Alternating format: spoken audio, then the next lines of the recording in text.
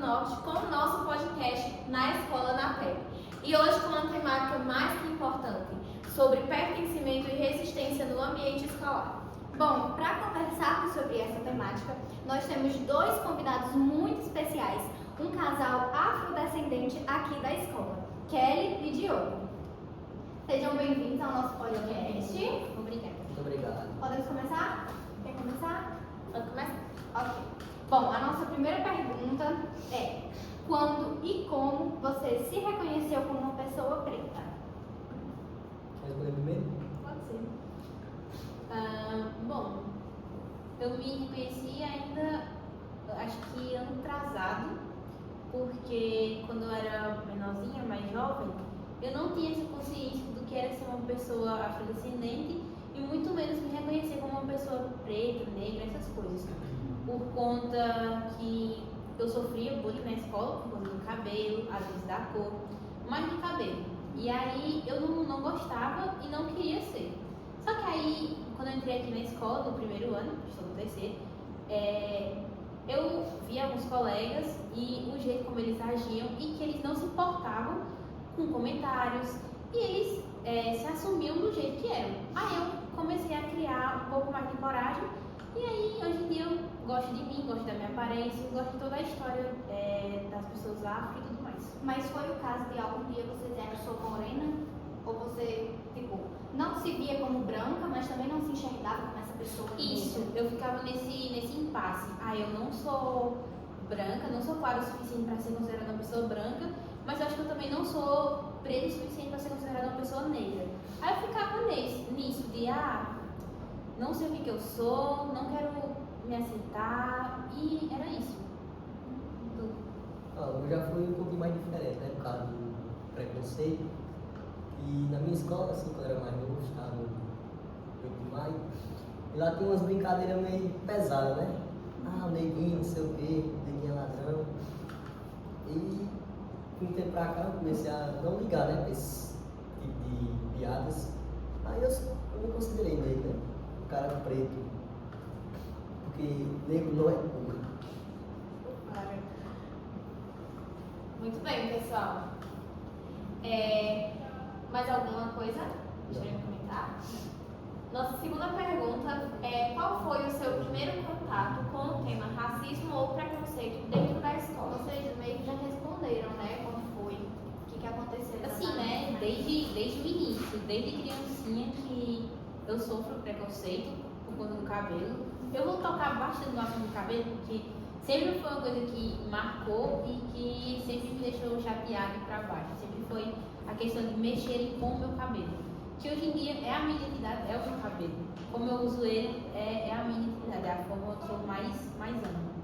Mas aqui, dentro da escola, assim, qual foi o primeiro contato que você teve com esse tema? Foi com algum projeto? Olha, quando a gente chegou na escola, pelo menos da minha parte, quando cheguei na escola, uma professora de humanas já veio falar com a gente, comigo pelo menos, sobre o projeto afro-indígenas e tudo mais. E um professor também da área de ciências humanas veio comentar comigo, perguntando se eu não queria participar, ele perguntou qual era a minha etnia, como era que eu me identificava e tudo mais. Aí foi o primeiro contato dentro da escola. Não, eu fui ano passado, no final do ano, que nós fizemos até a apresentação na escola, com o pai. Mas também foi com o mesmo projeto? Foi com o projeto afro-indígena, teve desfile.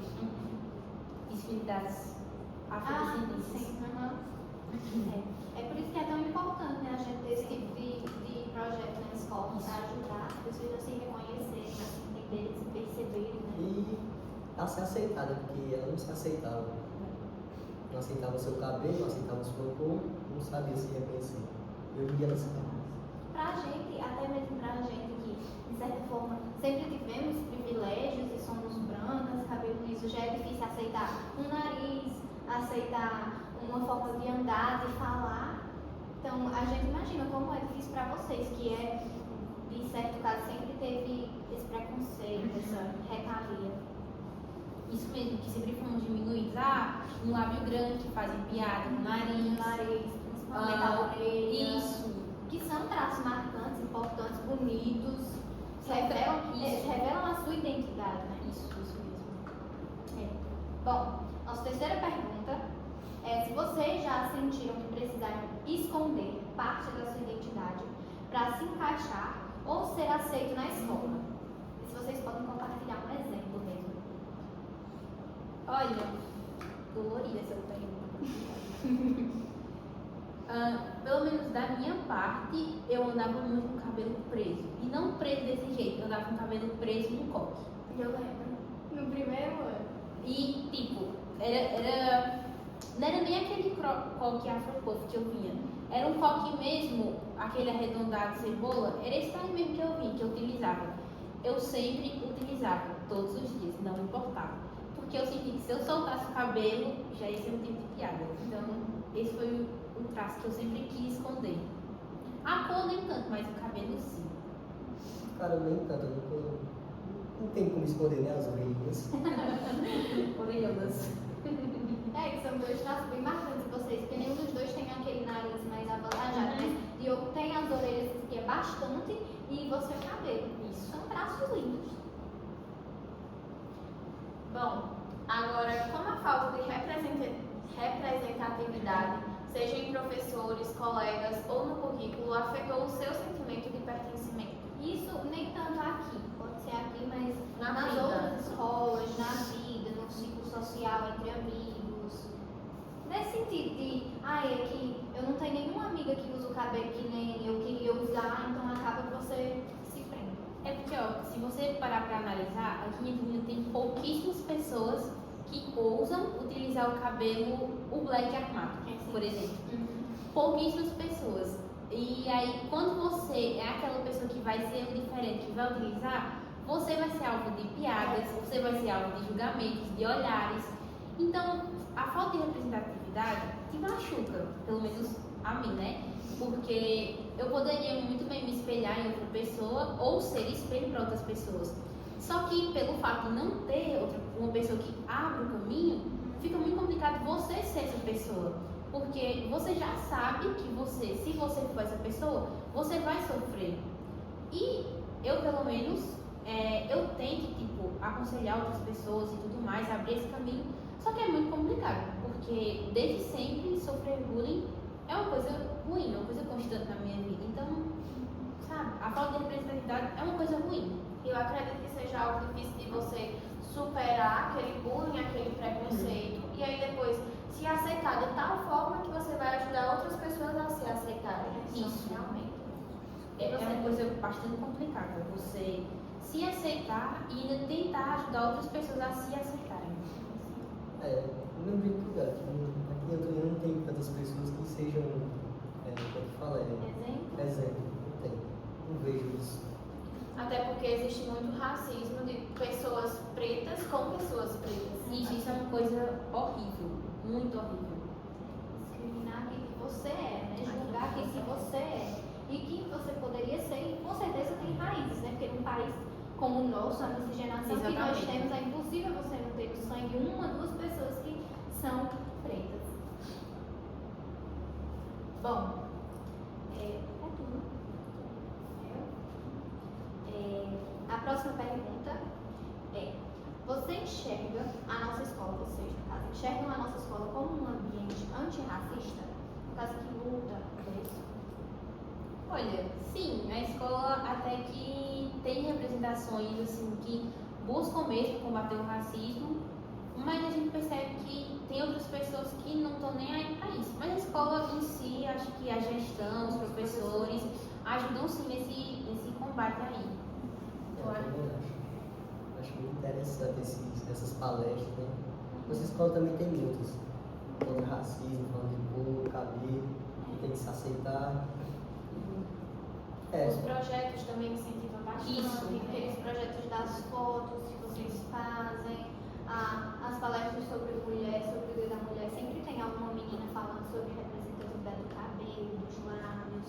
E isso é muito importante, de verdade. E é uma coisa que desde o início do ano que eu comecei aqui, né? Desde o início do primeiro ano, eu sempre percebi que era uma coisa que eu não via nas escolas que eu já tinha estudado, mas que aqui sempre teve essa luta contra o racismo, contra o bullying, o preconceito, contra a discriminação. Esses projetos, as palestras, é uma coisa que Aqui eu tive esse impacto, esse choque, essa percepção que em outras escolas eu não tive. Eu acho até porque, como aqui é a última escola, digamos assim, a última escola que você vai passar, é uma preparação maior para a vida. Por isso que eu acho que eles batem tanto na tecla da aceitação, do respeito com o outro, né, da empatia com o outro. Eu acho que é uma coisa muito interessante. A escola aqui promove bastante essas coisas, eu acho muito legal da parte da gestão. Bom, qual professor ou figura da escola foi uma grande referência ou aliado na sua jornada? Pode citar Mais de um. Olha, aqui na escola não tem tantos professores negros, né? Mas vamos citar, deixa eu ver, a Ida. Foi a Ida que falou comigo no primeiro ano sobre o projeto afro-indígena.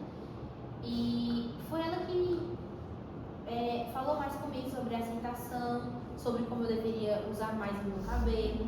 Israel também falou comigo sobre como eu deveria usar mais o cabelo. Teve outros professores, mas esses foram mais interessantes. Quando a gente fez essa pergunta, a gente pensou nos dois. Pra mim também foi mais a Ela, que ela que toca mais nesses assuntos, né?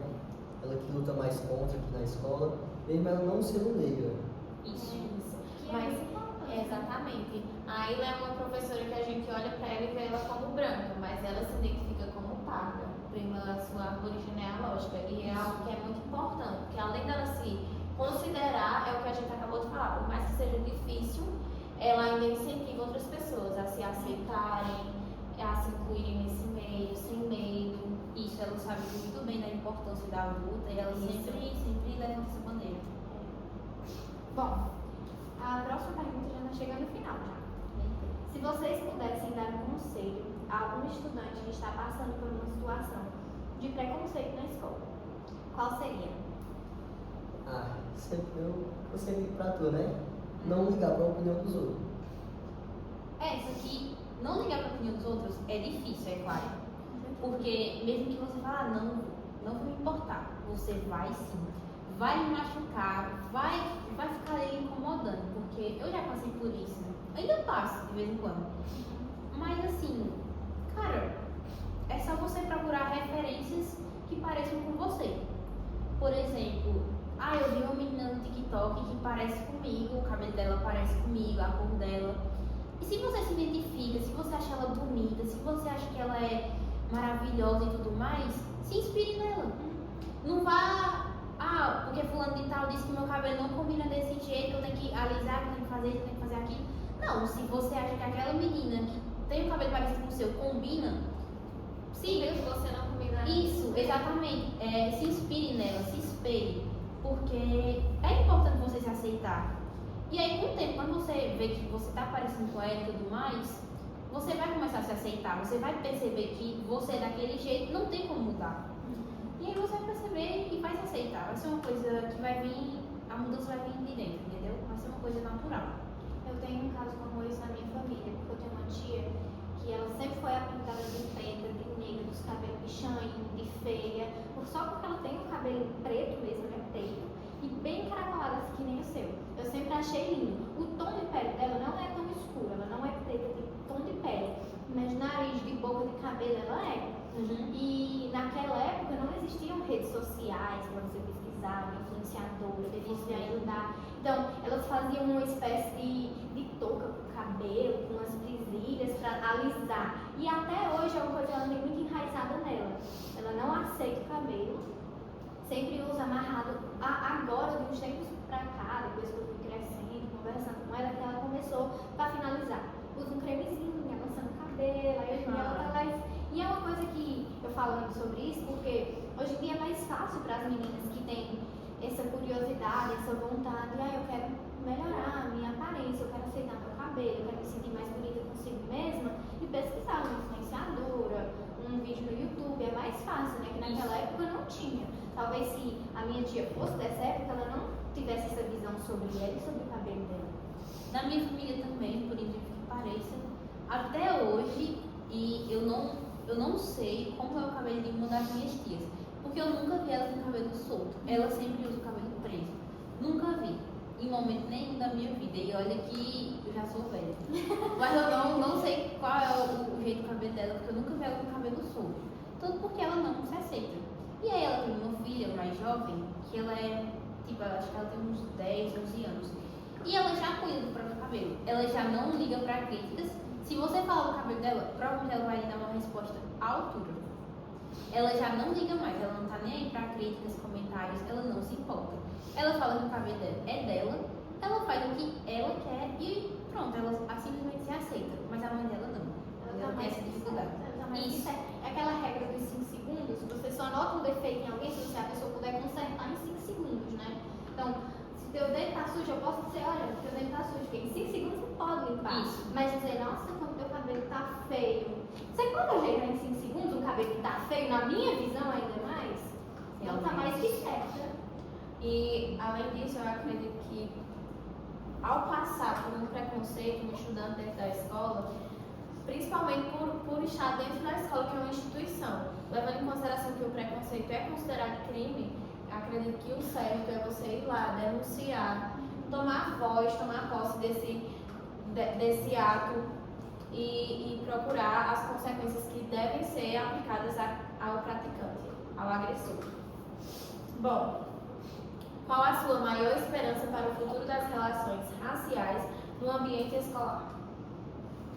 Um pouco mais difícil, né? Ah, cara, o sonho acho que de todo mundo é que o preconceito, o racismo não existisse. Mas a gente sabe que é uma coisa impossível. Porque mesmo que 100 pessoas saibam que isso é errado, sempre vai existir uma pessoa que vai saber que é errado, mas vai continuar praticando. Então, assim, um sonho seria que as pessoas não praticassem, que soubessem da importância de não fazer. Mas a gente sabe que isso não acontece. Mas se algum dia aí der certo, que pare, né, com isso. Que a escola também abrisse mais o olho, né, para algumas brincadeiras, né, que pessoas tinham na sala, no pátio. E, é isso mesmo. É sempre esse preconceito disfarçado de brincadeira, né? Disfarçado de humor. É o famoso humor negro, né? Nossa, As piadinhas que, ai não, mas é só brincadeira, ai não, desculpa, eu tava só brincando. É porque é muito difícil você mudar o pensamento das pessoas, mas o trabalho de conscientização ele tem que ser, né? Ele tem que é ser uma coisa intrínseco. necessária, né? Mas é realmente muito complicado É você muito conseguir difícil. mudar o pensamento de outra pessoa. Mas é a esperança, né? Que os filhos, os netos de vocês não passem por coisas que vocês já passaram, né? Tomara. E saibam como lidar caso venham a passar. Passar. Não, com certeza. Minha filha, quando nascer,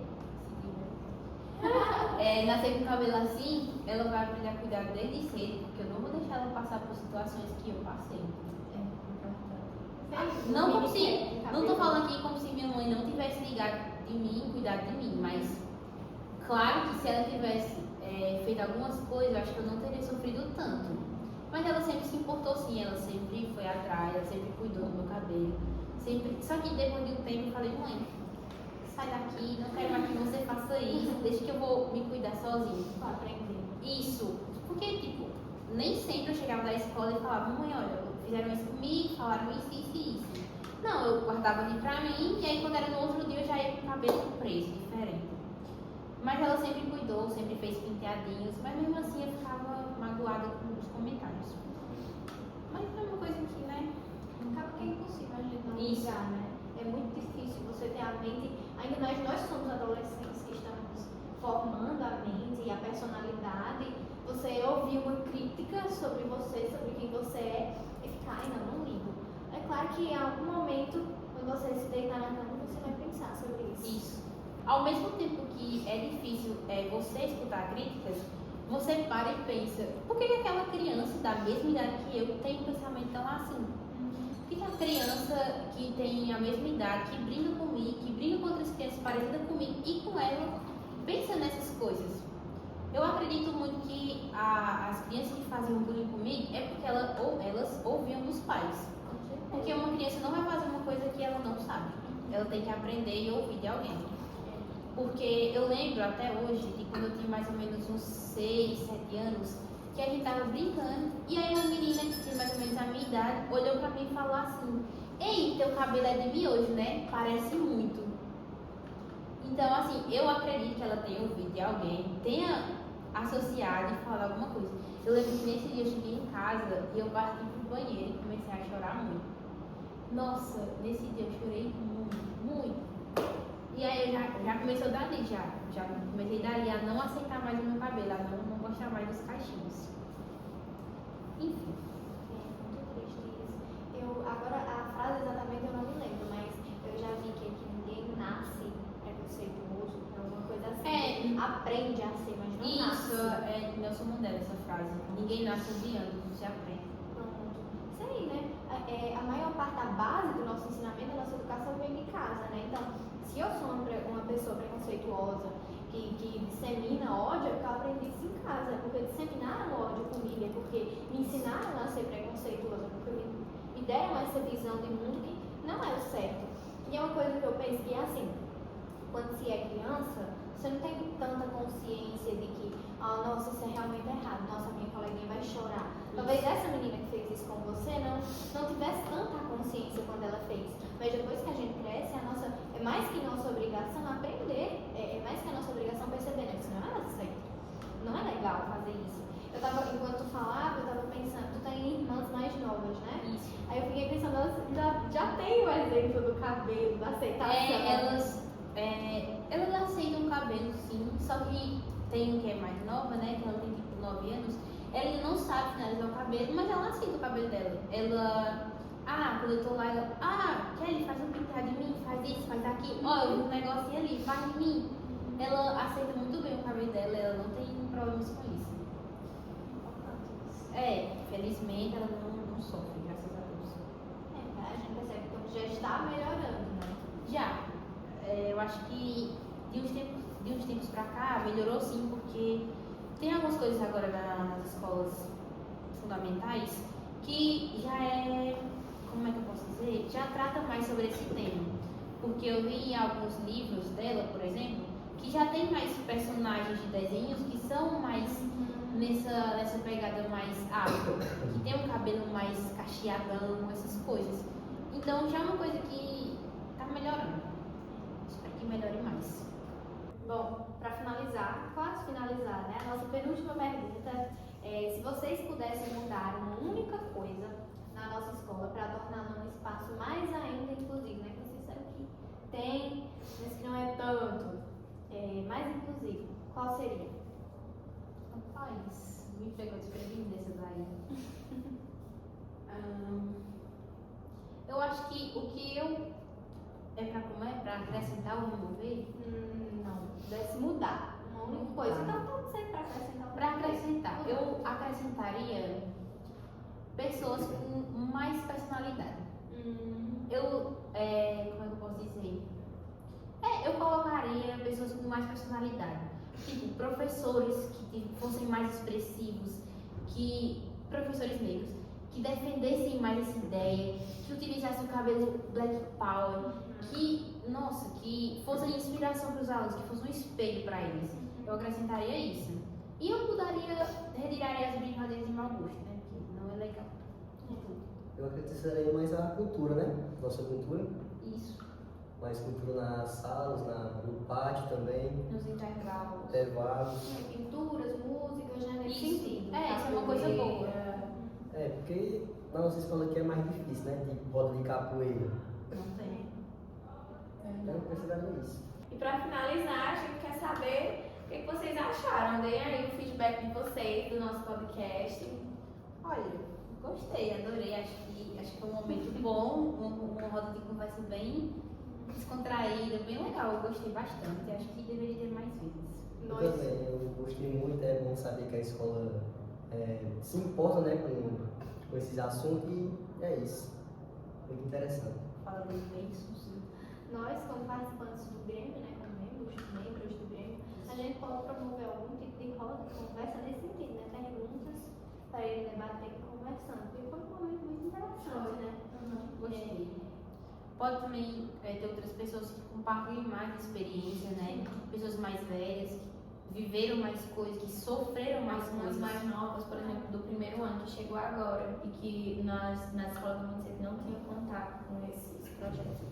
Porque o ano já está acabando, então ele já tem mais essa visão de como funcionam as coisas aqui na escola, né? Se sobre esses projetos, esses momentos? São coisas realmente necessárias, né, que acho que deveria ter nas escolas do município, principalmente na outra escola em tempo integral, já que lá já são adolescentes, né, já estão iniciando nessa vida mais, como é que eu posso dizer, mais... Isso. Eu acho que também seria interessante o projeto afro-indígena, que é o daqui da escola, abranger também outras escolas, se expandir, porque é uma coisa que necessita. Porque tem muitos alunos que estudam na outra escola que não vão vir para essa escola ano que vem. Então já vai ser uma coisa que eles vão perder. Já não vão ser conscientizados. A gente acredita que como a de toda a região é a CRED 18, né, existam projetos similares como esse. Eu já não sei como aqui eles vão ter a mesma queixa que a gente, né, no município, nas outras escolas, a gente não teve essa vivência que a gente tem, a gente não teve. Isso é uma coisa muito importante, porque mesmo que hoje em dia eu tenho uma visão muito diferente, uma maturidade maior, mas já quando eu tinha os meus 14 anos, eu já pensava sobre isso, que não tinham esses projetos, esses momentos que deveria ter, que são importantes, enfim. Então é isso, podemos finalizar? Podemos. Queremos agradecer a presença de vocês, a disponibilidade e agradecer a cada um de vocês que estavam nos assistindo. Até mais um próximo.